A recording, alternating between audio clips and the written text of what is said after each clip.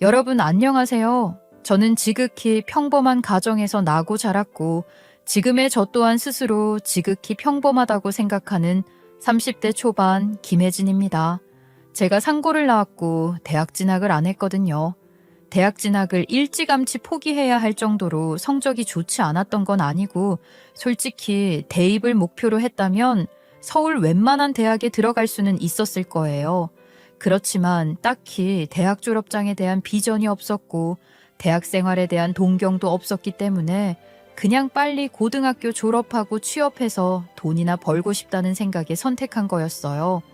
나름대로 목적을 갖고 선택한 것이었는데 단지 상고 출신이라는 이유로 받게 되는 차별적 부당함이 없진 않더라고요. 모르고 선택한 것도 아니었고 사회적 인식이 여전히 그런 수준인 것을 어쩌겠나 싶긴 했지만 그래도 억울하고 답답할 때는 있었죠. 특히 시모가 저를 그런 잣대로 평가하고 무시할 때는 좀 그랬던 것 같아요. 가만히 당하고만 있는 성격은 아니어서 저도 할 말하고 그러기도 했지만 그것과 별개로 가족이 저를 그렇게 대하니까 서운했던 거죠. 시모도 가족 아닌가요? 저만 그렇게 생각하나요? 제가 오늘 할 이야기는 시모에게 무시당하고 남편에게 배신당하고 그런 이야기이긴 하지만 그렇다고 남편과 시댁을 경계하라는 말씀을 드리고 싶은 건 아니에요. 제 남편과 시모가 그런 사람들이었던 거지 세상 모든 남편과 시모가 그런 건 아닐 테니까요. 저는 세상이 조금 더 평화롭고 아름다워지길 바라는 마음으로 이 글을 씁니다. 이런 사람들이 없어졌으면 하는 생각 말이에요. 그럼 이제부터 제가 당한 일들이 어떤 일들인지 제 남편과 시모가 어떻게 나쁜 사람들이었는지 이야기해 볼게요.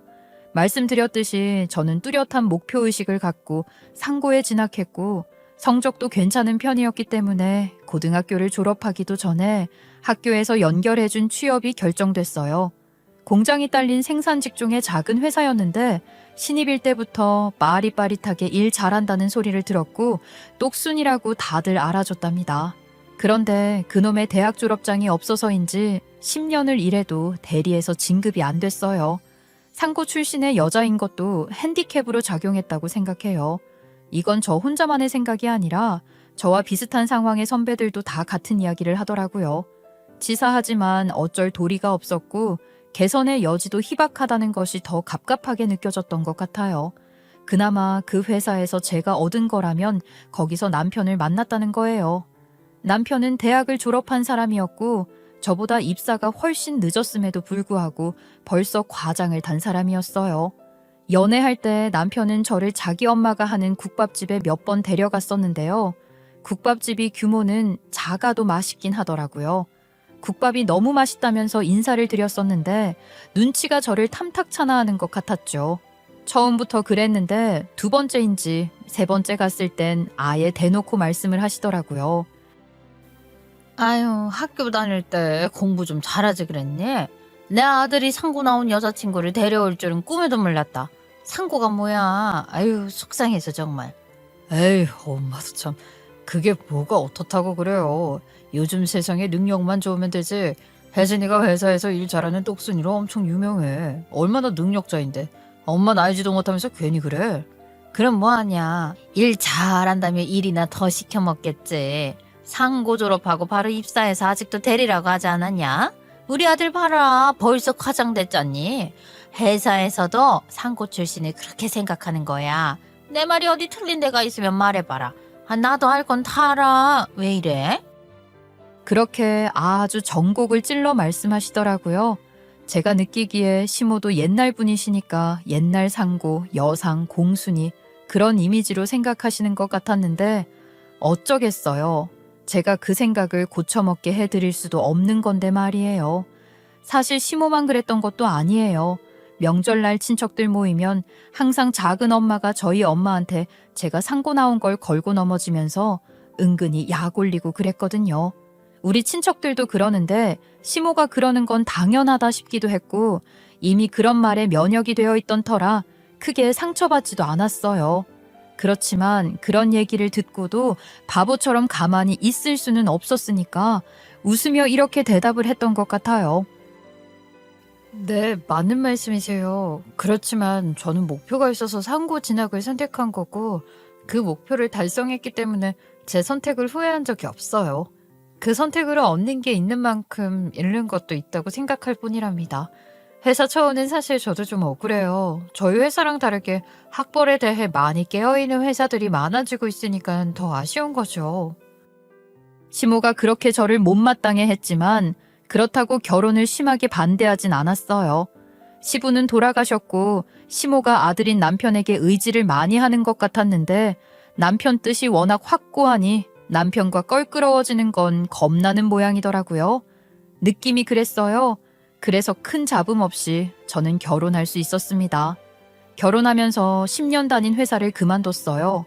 퇴사에 대한 생각은 오래전부터 갖고 있었던 것인데 마침 결혼을 하게 되면서 꼬박 10년을 채워 퇴사한 거거든요. 물론 남편과는 상의가 된 일이었는데 시모는 엄청 짜증내면서 싫은 티를 내더라고요. 뭐? 퇴사? 요즘 같은 세상에 둘이 같이 벌어도 빠듯할 텐데 멀쩡하게 잘 다니던 회사를 왜 그만두니? 내 아들 혼자 외벌이로 고생하고 너는 결혼하면서 편하게 집에 들어앉겠다는 거야? 너도 그 요즘 애들 말하는 취집이라는 걸 한 거 아니니? 에이, 어머니, 취집이라니요. 취집하려고 마음먹은 애들은 진짜 아무것도 안 하고 놀고 먹을 수 있는 조건 찾아서 가려고 하죠. 저는 그러지도 않은데 무슨 취집이냐 소리까지 하고 그러세요? 제가 다 생각이 있고 계획이 있어서 그만둔 거니까 걱정 마세요. 저는 제 가게를 하나 열고 싶은 오랜 꿈이 있었고 이제 그 꿈을 실행에 옮겨도 되지 않을까 그런 생각을 했던 거예요. 그 꿈을 위해서 오래전부터 돈도 모았고 거기에 퇴직금까지 보태면 얼추 작은 가게 하나는 낼 수 있겠구나 싶어서 퇴사를 한 거였습니다. 그렇다고 바로 가게 자리 알아보고 계약하고 그랬던 건 아니고 여유 있게 시간을 갖고 준비를 잘하고 싶었기 때문에 자료조사부터 공을 들이면서 신혼도 즐기고 그러고 싶었어요. 고등학교를 졸업하자마자 취직해서 바로 일을 시작했으니 등교나 출근을 하지 않는 일상이 제게는 처음이었던 거죠. 집에서도 창업을 위한 공부도 하고 처음 해보는 서툰 살림도 하고 그러느라 푹 쉬었다고 할 수는 없지만 그래도 한 번도 그렇게 살아본 적이 없었기 때문인지 재밌더라고요. 그렇게 소꿉놀이 같은 신혼도 즐기면서 지냈던 것 같아요. 그러던 어느 날 시모 국밥집 건물 수도가 터진 거예요. 누수가 심해서 난리도 아니었고 그야말로 물난리가 난 거죠. 당장 장사를 못하는 건 물론이고 대대적인 공사를 해야 할 상황이었어요. 그 건물이 시모 것도 아니고 보통 그런 공사는 건물주가 해주는 게 맞는데 법적으로 건물주가 책임을 져주는 공사 말고도 추가되는 공사가 많더라고요. 이왕 일이 그렇게 된 것이니 이참에 아예 가게 리모델링 공사를 하기로 했다더라고요. 시모 국밥집이 맛이 있으니 장사가 그럭저럭 되기는 했지만 건물도 낡았고 가게도 장사한 지 오래돼서 허름하다고 해야 할까 그런 부분이 많긴 했죠. 실제로 손님들 후기를 보면 맛은 있는데 가게가 그렇게 깨끗해 보이지 않아서 재방문이 고민된다는 얘기가 심심찮게 보였거든요. 그런 상황이었는데 시모가 대뜸 저한테 돈을 빌려달라는 거예요. 예, 너도 들어서 알겠지만 우리 가게 공사비가 엄청 나오게 생겼어. 너 모아둔 돈도 있고 퇴직금 받는 것도 있지 않니? 그 돈 내가 좀 쓰자. 돈 좀 빌려다오. 어머니, 그 돈은 제가 제 가게 시작하려고 모아둔 돈이라 빌려드리기가 좀 그래요. 대출 받으시면 되잖아요. 죄송해요. 너 지금 당장 가게 할 것도 아니라며. 가게 자리 계약을 한 것도 아니고 말이야. 퇴사하면서 네가 나한테 그랬잖아. 회사 생활 10년이나 했으니 좀 쉬면서 천천히 준비하고 싶다고 했던 거 아니야? 그 재충전의 시간 어쩌고 저쩌고 하면서 그랬었잖니. 그렇긴 한데요. 당장 어디 좋은 가게 자리가 나올 수도 있는 거고 생각보다 빨리 가게를 내게 될 수도 있는 거라서요. 사람 일 어떻게 될지 모르는 거잖아요. 그러니까 지금 당장 뭐가 진행되고 있는 건 아니라 이거잖아. 아니 내가 공짜로 달라는 것도 아니고 좀 빌려달라고 하는 건데 갚을 거야. 안 쓰는 돈 잠깐 빌리줬는데 그것도 못 해주니? 내가 네 CM이야? 나 네 남편 CM이라고. 우리 가족 아니니? 내가 네 돈 떼먹을까 봐 그래? 아이고 서운하구나 정말. 제가 뭐라고 설명해도 빌리는 거다. 갚을 건데 뭘 그러냐는 식으로 똑같은 말씀만 반복하시니 어쩔 수 없이 빌려드리기로 했어요. 사실 결혼 전부터 저를 못마땅해 했던 시모였고 결혼하면서 회사 그만둔 걸 가지고도 두고두고 타박을 했거든요. 걸핏하면 시댁일을 시키면서 그럴 때마다 너는 집에서 빈둥거리며 노는 애니까 꼭 그렇게 덧붙이곤 했던 시모였어요. 처음엔 좋은 게 좋은 거라고 시모가 하라는 대로 네, 네 하면서 했는데 저도 그렇게 당하고 살 수만은 없잖아요. 그러니 언제부턴가는 저도 시모한테 할 말 하게 됐던 것 같아요. 특히 시모가 본인이 장사하면서 바쁜 것을 핑계로 반찬 같은 것을 저한테 자주 시켰는데 꼭 재료값 많이 들어가는 비싼 것들을 콕 집어서 시키시더라고요. 하루 이틀도 아니고 그래서 나중에는 장 보는 값은 달라고 하기도 하고 한 번씩은 일이 있어 못하겠다고 하기도 하고 그랬어요. 그랬으니 시모한테 돈을 빌려드릴 때도 무턱대고 믿고 빌려줄 수는 없겠다 싶었어요. 어머니, 저도 이 돈이 언제 필요할지 모르는 상황에서 여러 가지 감수하고 빌려드리는 거예요. 그리고 돈 다 갚으실 때까지는 제가 어머니 가게 투자자라고 생각하시고 제 지분도 인정해 주세요. 그래서 말씀인데요. 리모델링 공사하시는 과정도 제가 충분히 알 자격이 있으니 공유하시면 좋겠어요. 아이고, 아유, 그래, 알겠어. 큰 투자자님 납셨어. 예, 너 하고 싶은 대로 해. 제가 그랬더니 시모는 좀 비꼬는 투로 말씀하시긴 하셨지만 제 기분을 상하게 할 정도는 아니었고 제가 하고 싶은 대로 하라고 하시더라고요. 그렇게 시모 식당 공사하는 것에 관여를 하게 됐는데 이왕 돈 들여서 하는 거면 깔끔하게 잘하면 좋은 거잖아요. 그래서 시모 따라다니면서 요즘 트렌드 같은 것들도 사진으로 보여드리기도 하고 그랬어요. 어머니, 여기 이것도 한번 보세요. 이런 건 어때요? 어머니 가게에도 잘 어울릴 것 같지 않아요? 여기 다른 가게 손님들 후기도 한번 보세요. 어머니 가게에도 이런 게 있으면 손님들이 좋아할 것 같아요. 아니, 뭐 이런 것까지 해야 해. 아니, 뭐 그렇게 필요한 거니, 이게? 손님들 취향에 맞추는 것도 필요하죠. 젊은 사람들 중에도 국밥 좋아하는 사람이 얼마나 많은데요. 어머니 손맛에 가게까지 깔끔하면 젊은 사람들한테도 충분히 먹힐 거예요. 아무리 그래도 국밥집에 이런 거 있는 거 나 별로 못 들어봤네. 그런 거 없어도 장사 잘했어. 그거 돈 들여 할 바에는 그 돈으로 다른 걸 하지. 어머니, 이건 그냥 드리는 말씀이 아니고 투자자로서 진지하게 드리는 말씀이라고요. 제 돈 들어간 거고 그 돈 회수도 해야 하는데 제가 어머니 가게 잘못되라고 그러겠어요? 그리고 제가 이 정도 참견을 할 수 있지 않나요? 어머니 마음대로 하실 거면 대출 받아서 마음대로 하세요. 아이고 무서워라. 그깟 돈 몇 푼 빌려주면서 더럽게 까다롭게 구네. 며느리년이 돈 빌려줬다고 이건 뭐 협박을 하지를 않나? 지혜미한테 상전 노릇 해먹으려고 아주 작정을 했어. 아이 오냐 그래. 투자자 상전 며느리 네가 하자는 대로 하면 될 거 아니야. 시모는 2년 전년 소리까지 하면서 온갖 짜증을 내시더니 그러면서도 알겠다고는 하더라고요. 그렇게 공사를 마치고 깔끔하게 리모델링을 끝낸 후 간판까지 바꿔 달았더니 아예 다른 가게가 된 거죠. 손맛을 그대로라는 것을 잘 홍보한 덕에 기존 단골들도 다시 찾아왔고 새로 유입된 손님들도 좀 늘고 그랬어요. 그랬더니 시모가 혼자 장사하기 벅차다고 하길래 뭐 그 정도로 바쁜 건가 싶어서 가게에 몇 번 갔었거든요. 며느리로서가 아니라 어디까지나 투자자로 장사가 어떻게 되고 있는 건지 보러 간 거라고 했지만 막상 상황을 보니 그냥 보고만 있을 수는 없는 거죠. 그래서 몇 번 가게 일을 거들었어요. 그랬더니 점점 그게 당연해지는 거예요. 시모는 아예 대놓고 저한테 일을 시켜 먹었고 협박까지 하더라고요. 돈 제때 돌려받고 싶으면 와서 좀 도와라. 너도 가게 바쁜 거 많이 봤잖니. 인건비가 제일 무서운 거 아니니? 사람 한 사람 더 쓰려면 돈이 얼마야? 그렇게 아껴서 네 돈부터 갚을 테니까 너한테도 나쁠 거 없는 거다 생각하고 와서 일 좀 해. 어머니, 제가 가서 일하는 건데 제 인건비는 생각 안 하시나요? 어머님 계산법은 이상한 거죠. 일손이 필요한 건 맞는데 앞으로 어떻게 될지도 모르고 제 생각에도 당장 사람을 쓰는 건 아닌 것 같아서 도와드리기는 하는데요. 상황을 좀 더 보고 안정적으로 손님이 늘어난 것 같으면 한 사람 더 쓰시는 게 맞을 거예요.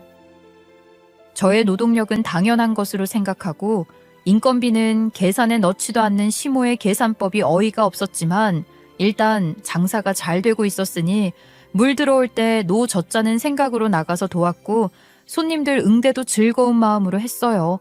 근데 제가 그렇게 잘하는 모습을 보더니 시모가 슬슬 잔소리가 늘더라고요.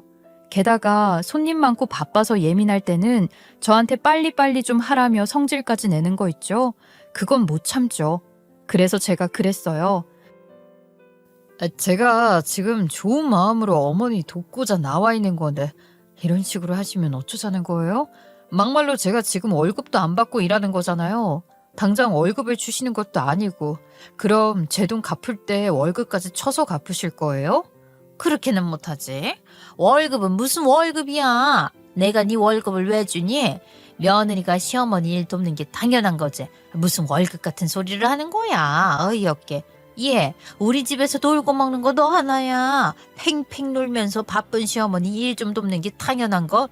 그거를 어디서 시어머니한테 월급 내놓으라는 소리를 하는 거야. 시모가 도리어 저한테 그렇게 화를 내며 언성까지 높이니까 저도 전투력이 더 올라갈 수밖에 없죠. 며느리가 무슨 죄인인가요? 그것도 아니면 종이에요? 노예인가요?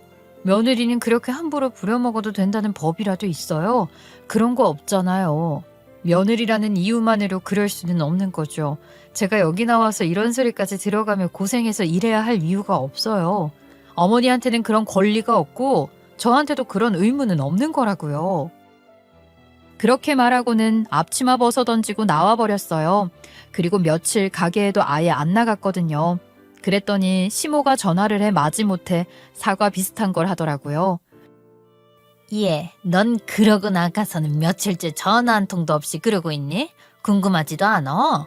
그래, 알았어. 내가 졌어. 잔소리 같은 거 안 할 테니까 제발 나와서 일손 좀 보태다오. 부탁할게. 내가 잘못했다. 그래. 사과하면 되는 거지? 응. 저희 시모가 저 정도로 한 거면 엄청 애교 부리시는 거라고 봐야 되거든요. 그러니 또 그런 시모 제가 봐드려야지 어쩌겠어요. 하는 수 없이 시모 가게에 다시 나가긴 했는데 손님 많은 시간, 진짜 일손 딸리는 시간 동안만 딱 도와드리겠다고 했고 그 외 다른 부탁은 일절 안 들어드렸어요. 그런 식으로라도 해야 제가 그 상황을 버틸 수 있을 것 같았거든요. 생각해보세요. 제 꿈도 미뤄가며 시모 가게 리모델링 하는데 돈 빌려줘. 시모 가게에서 월급도 안 받고 일해줘. 이게 대체 뭐란 말이냐고요. 그것만으로도 속이 상하고 억울해 죽겠는데 여기까지는 예고편에 불과하네요. 심지어 남편이란 놈이 바람까지 난 겁니다. 제가 시모 가게에서 한창 뼈 빠지게 일할 때 남편 놈 귀가 시간이 부쩍 늦어지기도 했고 은근히 옷차림에 신경을 많이 쓰는 것 같기도 하고 향수까지 사서 뿌리고 다니더라고요. 전에 없던 행동을 하니까 의심스러웠죠. 한번 그렇게 의심이 생기고 나니까 확인을 해야겠다는 생각밖에 안 들었어요. 그렇다고 그런 일 알아봐주는 업체 같은 데 맡길 정도는 아니라고 생각했고 제가 직접 남편을 미행하기로 한 거예요. 토요일은 특히 바쁜 날이라 시모 가게에 있는 시간이 길었는데 그날 아침에 남편이 말하기로 자기는 저녁에 모임이 있다면서 갔다 올 테니 신경 쓰지 말고 엄마 도와드리라고 하더라고요. 알겠다고 하고 점심시간 피크타임 지나고 나서 시모한테 얘기하고 바로 집으로 가 근처에서 남편이 나오기를 기다렸다가 따라갔어요. 가보니 어디 식당이나 모텔 같은 데도 아니고 가정집으로 들어가는 게 아니겠어요? 아예 살림까지 차린 것 같은 거죠. 손이 덜덜 떨렸지만 정신 바짝 차리고 남편이 타고 올라간 엘리베이터가 몇 층에 서는지도 보고 복도 센서 등이 켜지는 것도 확인했는데 남편 놈이 엘리베이터에서 내려서 어느 쪽으로 방향을 트는 지까지 다 보이더라고요. 그렇게 몇 층 몇 초인지 특정할 수 있었죠. 공용현관에서 누가 나오거나 들어가는 사람이 있기를 기다리는 동안 튀어나오려고 하는 심장을 진정시키며 그 집에 들어가서 어떻게 해야 하는지 머릿속으로 시뮬레이션을 했어요. 조금 지나니 안에서 나오는 사람이 있길래 그 틈을 타서 바로 들어갔고 남편이 들어간 집에 벨을 눌렀습니다. 일부러 카메라에 잡히지 않게 서 있었으니 집안에서는 제 얼굴을 확인할 수 없었을 테고 누구시냐고 몇 번 묻다가 문을 열어보긴 하는 거예요. 그래서 바로 열린 문을 잡고 쳐들어갔죠. 이미 켜놓은 핸드폰 카메라로 녹화를 하면서 집 안으로 들어갔어요. 문을 열어준 건 어떤 여자였고 거실에는 예상대로 남편이 있더군요. 꼴을 보니 둘이서 아주 무슨 파티라도 하는 건지 음식 잔뜩 차려놓고 와인까지 따라놓고 분위기 좋은 음악에 조명도 아주 컴컴하게 해놨더라고요. 남편은 집에서 입는 편한 옷으로 갈아입고 있었고 그 여자는 슬립 같은 거에 레이스로 된 가운을 걸쳤던데 속옷이나 다름없는 거죠 뭐. 기가 찼죠. 꼴이 그게 뭐니? 아예 살림을 차렸구나, 살림을. 응? 내가 너네 엄마 식당에서 일하는 동안 너네 이러고 돌아다니며 놀아나고 있었니? 본격적으로 따질 작정으로 시작하는데 마침 시모한테 전화가 온 거예요. 보나마나 빨리 가게에 와서 도와달라고 하는 거겠구나 싶어서 안 받으려다가 생각을 바꾸어 시모 전화를 받았어요. 예상대로 빨리 안 오고 뭐 하냐고 하길래 지금 가게고 뭐고 장사가 중요한 게 아니니까 가게 문 닫고 이리로 빨리 오시라며 주소를 보내드렸죠. 그럴 작정으로 전화를 받은 거였으니까요. 그러니 시모도 그년 집으로 바로 와서 상황을 보더니 적잖이 놀라시더라고요. 아니 이게 무슨 일이니? 너 진짜 바람이라도 난 거야? 아니 이 여자는 대체 이 차림은 또 뭐고? 아이고 내가 못 살아. 시모가 아무리 저를 못마땅해 했어도 시모가 옛날 사람이긴 하잖아요. 그러니 남편이 바람을 핀 것 같은 상황이니 당황스럽기도 하고 그랬을 거예요. 남편도 지가 잘한 게 없으니 제대로 말도 못하고 얼버무리고 있는데 그 상황에서 상간녀년이 뻔뻔하게 끼어들면서 나서는 거예요. 어머님 되시는 거죠? 어머님, 제가 이 사람을 사랑해요. 그래서 그런 거니까 이 사람한테 뭐라고 하지 마세요, 어머니. 아니, 어머니는 무슨 들어가서 그 옷이나 좀 제대로 입고 나와요. 아유, 대체 옷이 그게 뭐야? 아유, 남사스럽게 정말. 시모가 못마땅한 표정으로 그렇게 말하니 상간녀는 대충 옷을 껴입고 나오더니 이번에는 저를 보고 말하더라고요. 이왕 이렇게 다 알게 됐으니까 오히려 잘 됐어요. 어떻게 말해야 하나 했는데 그런 고민 같은 것도 할 필요가 없어진 거 아닌가요? 그냥 깔끔하게 이혼해 주세요. 이런 꼴까지 보고 계속 살겠다고 할 건 아니죠? 그년이 그렇게까지 나오니 어쩐 일로 시모가 저보다 먼저 나서는 거예요. 어디서 임자 있는 남자 가로채놓고 그런 말을 막 하는 거야. 이 번데없고 못 배운 티내는 꼬라지하고는 기가 막혀서 내 아들이 멀쩡한 며느리랑 이혼하고 너같이 막대 먹은 년이랑 합쳐서 살게 내가 두고 볼 것 같으냐? 어림없다. 시모가 보기에도 옷도 그렇고 여러 가지로 상간녀가 제대로 된 여자로 안 보였을 거예요. 그런데 상간녀년이 묘하게 기분 나쁜 미소 같은 걸 짓더니 기다렸다는 듯이 말하더라고요. 어머니, 저 그렇게 무식하고 막 나가는 여자 아니에요. 저 검서라고요. 제 직업이 검사라고요, 어머니. 그러니까 노여움 푸시고 우리 천천히 말씀 나눠봐요. 네? 그러면서 누가 요구하지도 않은 검사증까지 꺼내와서 내놓는 거예요. 여기 보시면 아시겠지만 제가 현직 검사입니다. 저 능력도 있고 배울 만큼 배운 여자예요. 얼마 전에 리모델링 한다고 큰 돈 쓰시면서 저 여자한테 돈 빌리고 안 당해도 될 꼴 많이 당하셨다고 들었어요. 제가 조금만 더 일찍 알았더라면 그깟의 푼돈 그냥 해드리고 말았을 거예요. 아니 잠깐만, 가만히 좀 있어봐. 그러니까 그 검사라고? 직업이 검사야? 그 법복 입는 검사? 아니 이게 무슨 일이야? 네 어머니, 여기 제 검사증도 확인해 보세요. 저 여자 상고 나온 여자라서 마음에 안 들어 하셨던 것도 제가 다 아는데 그동안 할 말도 못하시고 얼마나 힘드셨겠어요. 기가 막혀서 내가 상고 나온 거랑 그쪽이 무슨 상관인데 그런 얘기를 해요. 남편이라는 게 바람난 년 붙들고 마누라 학벌 딸린다고 뒷담 하나 까고 그랬냐? 너나 저 여자나 참 수준 나온다. 함부로 말하지 마세요. 수준이라뇨. 그깟 돈 얼마 되지도 않은 걸로 그게 무슨 대단한 권력이라도 되는 것처럼 남편이랑 시어머니를 자꾸 그래요. 그러는 건 수준이 좀 나은 건가요? 그년이 저한테 말싸움에서도 안 밀리고 그렇게 몰아쓰는 것까지 보더니 시모 얼굴에는 숨길 수 없는 화색이 돌았어요. 그러면서 갑자기 태세를 180도 바꾸더라고요. 아이고 내 아들 세상에. 어디서 이렇게 똑똑하고 예쁜 아가씨를 만난 거냐? 그래 응? 이제야 네가 제대로 된 네 진짜 짝을 찾은 게 아니고 뭐야. 아이고 잘했네 잘했어. 이제야 내 아들이 정신을 차렸구나. 바람난 아들놈한테 저렇게 칭찬 세례를 퍼붓는 시모를 제가 어떻게 생각해야 하는 걸까요? 기가 막혔죠. 그러더니 쉬지도 않고 바로 제게도 의기양양 큰소리 땅땅 치시는 거예요. 예, 너도 상황을 다 봤으니 알겠지. 저렇게 좋다는데 어쩌겠니? 다 큰 애들을 억지로 떼어놓을 수도 없는 노릇이고 이렇게 된 거 그냥 이혼하는 게 낫지 않겠어? 네가 뭘 어떻게 해볼 수 있는 게 없잖니.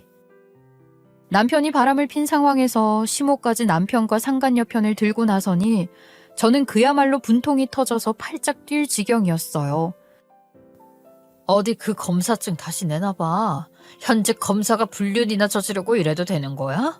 어느 지검 소속 누구라고? 다시 한번 제대로 말해봐 너. 그렇게 떳떳해? 떳떳하면 똑바로 말해보라고. 뭐 그렇게 몰아세우면 내가 쫄기라도 할 것 같아요. 어쩌나 난 한 발도 물러설 마음이 없는데. 나는 최미란 검사고 사랑한 게 부끄럽지 않아요. 당신 남편이 당신 싫다고 하잖아. 질렸다고 보기 싫다고 하던데 그런 소리 들으면서 살고 싶나 몰라? 우리는 서로 사랑하는 사이예요. 당신이 그렇게 날뛰어봐도 아무 소용없는 거라고요. 아주 뻔뻔하기 짝이 없네. 검사가 이래도 돼? 아니 검사면 이래도 돼? 너 뭐가 그렇게 당당해? 떳떳하지 못할 게 없다니까. 이런 식으로 남의 집에서 자꾸 소리 지르며 난동을 부리면 주거침입으로 신고하고 고소도 할 거예요. 진짜 일 키우고 싶으면 마음대로 해요. 앞뒤 상황이야 어찌됐든 현직 검사라고 하는 여자가 고소 어쩌고 하는 소리까지 하길래 저도 모르게 쫄렸는지 얼떨결에 집으로 와버렸어요. 거기 더 있어봤자 제 속만 더 상하지 할 수 있는 게 없기도 했으니까 말이에요. 그리고 집에 와서 가만히 생각하니 그년이 어느 지검에 있는지는 끝까지 말을 안 한 것 같더라고요. 검사증인지 뭔지 그것도 전 제대로 보지도 못했거든요. 그래서 검찰청 홈페이지마다 다 들어가서 최미란이란 이름의 검사를 찾기 시작했어요. 그런데 어쩐지 이름이 낯설지가 않은 거예요.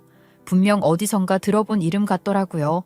가만히 생각을 더듬어 보니 얼마 전에 엄마가 보이스피싱 당할 뻔했다면서 들려줬던 통화 내용이 기억난 거예요. 엄마, 얼마 전에 보이스피싱 사기 전화 같은 거 받았다면서 왜 나한테 녹음한 거 들려줬었잖아. 그거 파일도 있어? 있으면 나한테 좀 보내줘 봐요. 그거 잊지 말도 마. 아유 세상에 내 통장이 뭐 범죄에 연루됐다 어쩐다길래 내가 너무 놀라고 무섭기도 해서 바로 녹음 버튼 눌렀잖아. 안 지웠으니까 있을 거야. 내가 그거 파일 보내줄게. 엄마한테 녹음 파일을 받아서 다시 들어봤는데 분명히 최미란 검사라고 하더라고요. 제가 잘못 기억한 게 아니었어요. 제가 괜히 똑순이가 아니라고요. 녹음된 통화 내용에서 언급한 해당 검찰청 홈페이지에 들어가니 최미란 검사가 있기는 있는 거예요. 그래도 미심쩍은 부분이 많으니 제가 제 눈으로 직접 확인해보고 싶었어요. 홈페이지에는 사진 같은 게 나와 있지는 않아서 얼굴 확인도 할 수 없었거든요. 다음 날은 일요일이었으니 월요일이 되자마자 아침 일찍 제가 직접 그 검찰청에 가보기로 했어요. 그리고 제가 그렇게 혼자서 조사를 하는 동안 남편 놈은 아예 집에 들어오지도 않더라고요. 그년 집에 있었겠죠 뭐. 하여간 월요일이 되어 해당 검찰청 안내 데스크에서 이 검찰청에 최미란 검사라고 있느냐 했더니 있다고 하면서 무슨 일이냐고 하더라고요. 그래서 최미란 검사를 사칭하는 보이스피싱 전화를 받았다고 했더니 최근 비슷한 문의가 여러 차례 있었고 민원 접수도 많이 되었다고 하면서 잠깐 기다려보라고 하는 거예요. 그리고 최미란 검사와 통화를 하더니 피해자이시니 잠깐 조사에 응해줄 수 있냐고 하길래 당연히 된다고 하고 최미란 검사를 만났는데 당연히 상간녀가 아니고 전혀 다른 사람이었어요. 혹시 검사 중에 동명이인이 있냐니까 아니래요. 자기가 알기로 현직 검사 중에 동명이인은 없고 최미란은 본인 한 명뿐이라는 거죠. 그러면서 갑자기 설마 상간녀년이 그 최미란 검사를 사칭한 보이스피싱범인가 싶은 생각이 들더라고요. 엄마한테 파일을 받을 때까지만 해도 거기까지는 연결지어 생각하지 못했거든요. 그래서 녹음 파일을 다시 들어봤는데 그 여자 목소리 같기도 하고 아닌 것 같기도 하고 애매했어요. 그러고 있는 중에 시모한테 연락이 온 거예요. 피크 시간대에 식당일 도와주러 가지도 않았는데 시모는 이미 그런 건 안중에도 없었고 그저 이혼하라는 얘기만 하더군요. 순순히 이혼 도장 안 찍으면 그 주거 침입인가 뭔가 그걸로 고소해서 콩밥 먹일 수도 있어. 그러니까 그냥 눈 탁 감고 이혼하면 되는 건데 깜빵까지 가야겠니? 내 예비 며느리가 누구야? 검사 아니야? 대한민국 검사. 네가 버텨봤자 너한테 득될 게 하나도 없단 말이다. 토요일 밤에 제가 그 집에서 나온 후 셋이서 무슨 작당 모의라도 한 것인지 시모는 제게 고소 어쩌고 소리까지 해가며 어떻게든 빨리 이혼시키고 싶어서 안달이 난 거예요. 검사는 무슨 웃기지도 않는 거죠. 어머니께서 꼭 아셔야 할 게 있어요. 일단 제 얘기부터 들으시고 그 후에 제가 같이 가서 이혼 도장 찍고 다 할게요. 그러니까 제 얘기 먼저 들으세요. 이혼 도장 찍는다는 거지? 그래, 알았다. 내가 바로 지금 가마. 이혼해준다고 해서 그러는지 시모는 그 길로 바로 달려오더라고요. 장사도 접고 한 걸음에 달려온 시모에게 저는 제가 알아낸 것들을 말했습니다. 어머니, 제 말씀 잘 들으세요. 어머님은 지금 그 여자 거짓말에 속고 계시는 거예요. 최미란이라는 검사는 전혀 다른 사람이고 제가 방금 만나고 오는 길이라고요. 그 여자는 검사도 아닐 뿐더러 검사를 사칭해서 보이스피싱 사기를 치는 사기꾼인 것 같다니까요. 뭐? 예, 며칠 동안 기껏 지어 짜낸 게 그딴 거야. 보이스피싱 사기꾼. 아이고, 소가 웃겠네. 무슨? 나 참. 예, 모함을 하려면 좀 그럴듯하게 해라. 그게 무슨 말도 안 되는 소리야. 보이스피싱까지는 몰라도 현직 검사를 사칭한 건 분명해요. 제가 지금 최미란 검사를 만나고 왔다고요. 그분 말씀이 현직 검사 중에 동명이인은 없다고 하셨어요. 그러니까 그 여자는 사기를 치고 있는 거죠. 아이고, 그래봤자 다 말뿐인 거 아니야. 내가 네 말을 어떻게 믿니? 이혼 당하겠다 싶으니까 별이 별소리를 탁 하는 걸로밖에 안 보여. 네가 아무리 그래도 소용없다잖냐. 네 얘기 다 들었으니까 얼른 이제 이혼 도장이나 찍어라. 아유, 어서. 어머니, 그럼 마지막으로 이거 한번 들어보세요. 얼마 전에 저희 엄마한테 걸려온 보이스피싱 사기 전화예요. 최미란 검사 사칭하는 보이스피싱이요. 제가 뭐라고 해도 시모는 제대로 믿으려 들지 않았기 때문에 마지막이라고 생각하고 엄마에게 받은 녹음 파일을 들려드렸어요.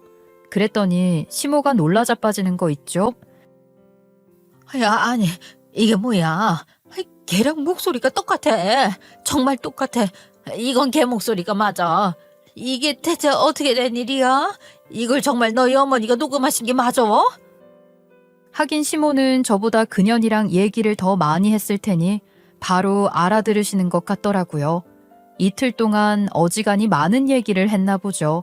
저 쫓아낼 작당하느라고 말이에요. 시모가 확신하는 것을 보고 저는 바로 경찰에 보이스피싱범을 찾은 것 같다고 신고했습니다. 그렇게 경찰과 모의해서 상간녀이자 사기꾼인 그년을 잡기로 한 거예요. 시모는 여전히 믿을 수 없다는 표정이었지만 너무나도 똑같은 목소리를 들었으니 수상하게 여기는 것 같았고 궁금해서라도 협조를 하겠다고 하더라고요. 그년을 잡기에 시모만큼 좋은 미끼가 없는 거잖아요. 시모는 그년에게 연락해 급한 일이 있다며 잠깐 만나자고 했고 그년은 순순히 나왔더라고요. 그리고는 잠복해 있던 경찰에게 바로 잡힌 거죠. 그년은 소리를 꽥꽥 지르면서 아주 발악을 했어요. 지금 이게 뭐 하는 짓이야? 대체 왜 이러는 거야? 내가 검사야. 이거 놓고 말해라. 당신들 지금 정말 큰 실수하는 거야. 내가 검사라고 알아? 놀고 있네. 꼴값도 정도껏 떨어라. 검사? 검사 좋아하네. 어련하시겠지. 매일같이 최미란 검사 사칭하면서 사기치려면 그 정도 동기화는 되어 있어야 하는 거구나. 역시 사기도 아무나 치는 게 아니야. 연기로 치자면 그런 게 메소드 연기인가? 그런데 현실에서는 넌 그냥 사기꾼 범죄자의 허언망상증 미친년이야. 알아? 그러면서 한껏 비아냥거려줬더니 그녀는 도끼가 한껏 올라서 더 난리를 치는 거예요. 너 인연, 네가 그걸 어떻게, 너 어떻게 알았어? 어? 내가 너 가만 안 둬? 절대 가만 안 둬. 너 각오해? 맘껏 떠들어라 싶더라고요. 제 아무리 독이 올라 그런 소리 하면 뭐해요. 현실은 경찰한테 질질 끌려가는 꼴인걸요. 게다가 제가 나설 것도 없이 이미 시모가 달려들어서 주먹질까지 한 거예요. 아유, 이 사기꾼년 조용히 못해? 네가 뭘 잘했다고 주둥이를 나불거려. 인연 이게 감히 나를 속이고 내 아들을 깨어내서 검사가 뭐가 어쩌고 어째? 너 인연, 내가 니년 콩밥 먹는 꼴 꼭 보고 말 거야. 이 나쁜 년. 시모는 핏대를 한껏 세워 극도로 흥분해서는 소리를 치시던데 알고 보니 시모도 보이스피싱 피해를 입은 피해자였던 거예요. 게다가 시모가 당한 보이스피싱 수법이 최미란 검사를 사칭하는 상간연연 수법과 너무 똑같았던 거죠. 그래서 너네 다 같은 패거리 아니냐, 한 패 맞잖아 하면서 내 돈 내놔라 난리가 난 거예요. 리모델링 할 돈 없다고 했던 것도 그때 피싱 사기를 당해 큰돈을 날려서 그런 거였더라고요. 그년이 경찰서에 잡혀가는 것을 확인하고 저는 사건이 이렇게 됐다는 걸 진짜 최미란 검색에 연락해서 알렸어요. 진짜 최미란 검사는 그 보이스피싱범이 자신을 사칭했다는 것으로 따로 고소를 진행할 거라고 해요.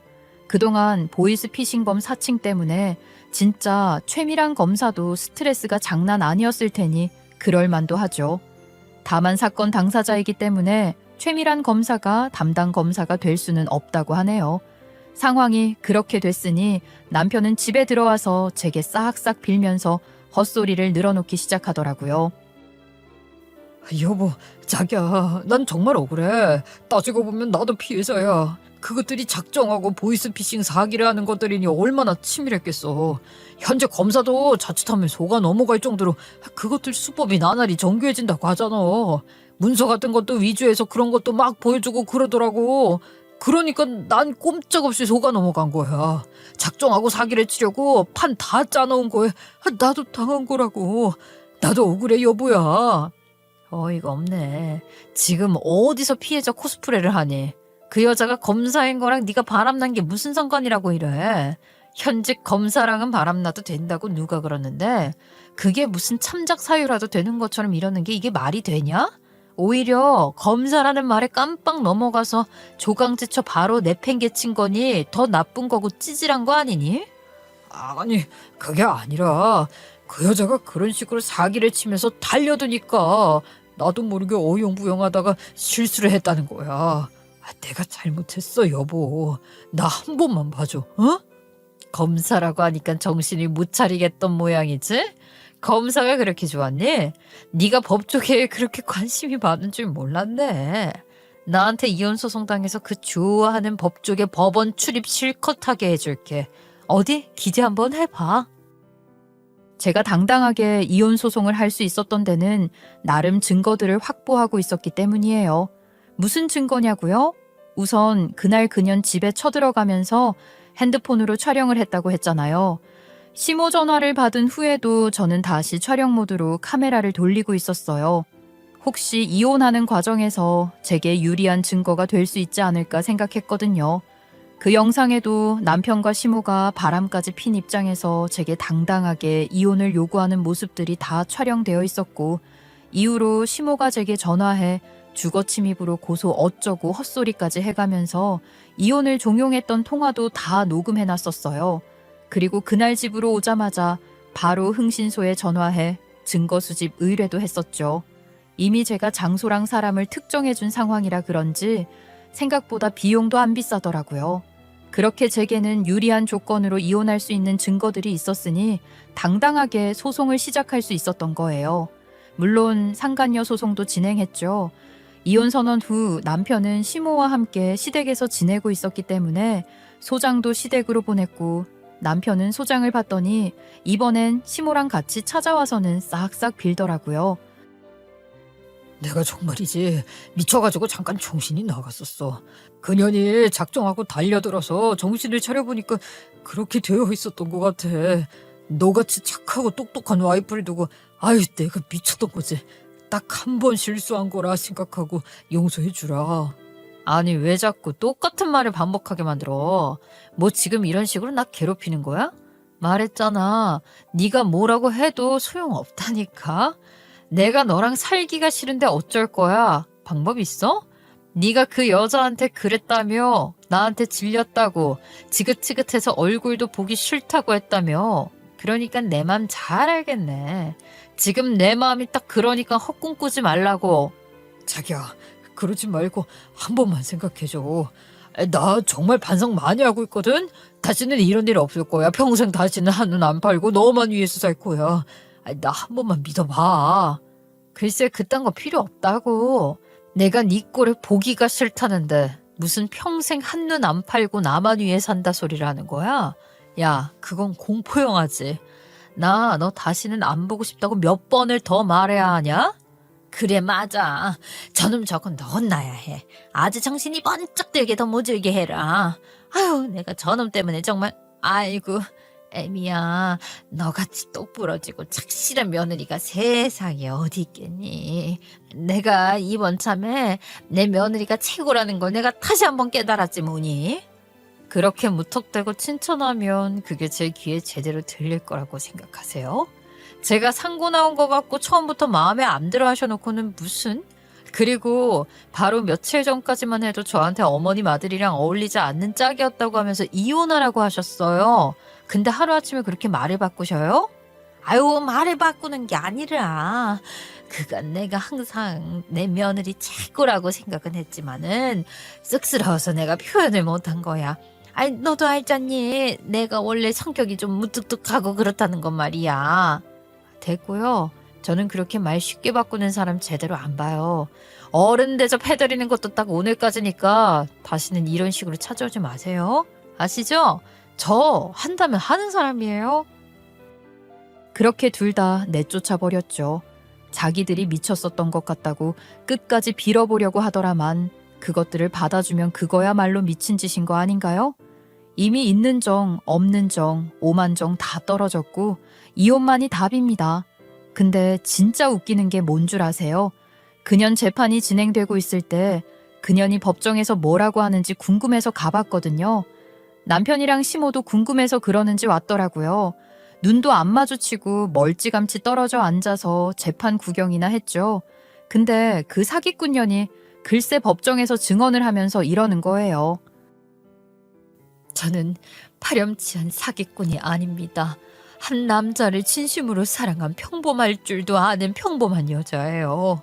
제가 사랑했던 사람이 유부남이라고 해서 저를 더 이상하고 나쁜 여자라고 판단하지는 말아주십시오. 그 사람은 억척스럽고 무식한 자기 마누라보다 저를 더 사랑한다고 했어요. 저도 여전히 그 남자를 사랑합니다. 이게 무슨 일인지 보이스피싱으로 기소돼서 재판받는 주제에 웬 사랑인가 싶었는데 어떻게든 남편한테 접근한 건 사기가 아니고 진정성 있는 거였다고 어필하고 싶었던 걸까요? 그렇게 어필하면 그게 유리하게 작용할 거라고 생각하는 건지 뭔지 모르겠지만 저로서는 고마울 따름인 거죠. 그 증언이 제게 더 유리한 증거로 작용할 수 있었으니까 말이에요. 제가 속으로 쾌재를 부르고 있었지만 그년이 그렇게 나오니 남편이랑 시모는 미치고 펄쩍 뛸 노릇이었겠죠.